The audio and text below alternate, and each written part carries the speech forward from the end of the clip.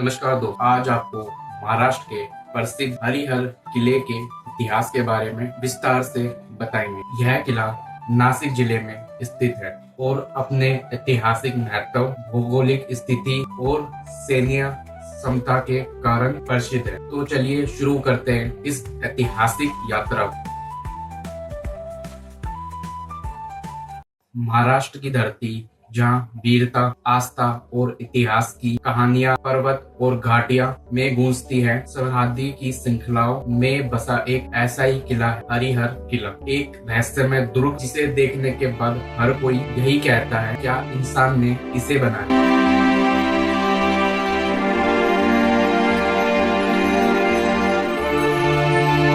हरिहर किले का निर्माण यादव राजाओं द्वारा 9वीं शताब्दी में हुआ माना जाता है। यह किला सामरिक दृष्टि से बहुत महत्वपूर्ण था, क्योंकि यह नासिक से गुजरात तरफ जाने वाले व्यापार मार्गों की निगरानी करता था।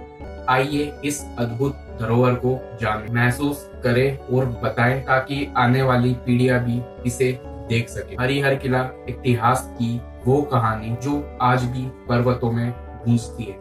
हरिहर किला महाराष्ट्र के नासिक जिले में सतपुड़ा पर्वतमाला के पश्चिम भाग में स्थित है। यह किला 3000 फीट की ऊंचाई पर बना है और इसकी भौगोलिक स्थिति इसे रणनीतिक रूप से बहुत महत्वपूर्ण बनाती है। इसकी सबसे अनोखी विशेषता है 80 डिग्री खड़ी सीढ़ियां। आसपास के पहाड़ और घाटियां इसे प्राकृतिक सुरक्षा प्रदान करती है। यह किला प्राचीन काल से ही मराठाओं, मुगलों और ब्रिटिशों के बीच लड़ाइयों का मैदान रहा।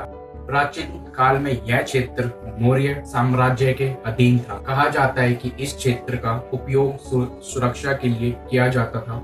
17वीं शताब्दी में महाराष्ट्र में मराठा साम्राज्य का उदय हुआ। छत्रपति शिवाजी महाराज ने इस क्षेत्र को मजबूत किया और कई किले बनवाए। हरिहर किला भी इन किले में से एक। शिवाजी महाराज ने इस किले को अपने सामरिक रणनीतियों का हिस्सा बनाया था। 18वीं सदी में मराठा और अंग्रेजों के बीच कई युद्ध हुए। इस किले ने इन संघर्षों में अपनी भूमिका निभाई। ब्रिटिश सेना ने इस किले को अपने कब्जे में लिया, परंतु 19वीं सदी में यह फिर से मराठाओं के नियंत्रण में आ गया।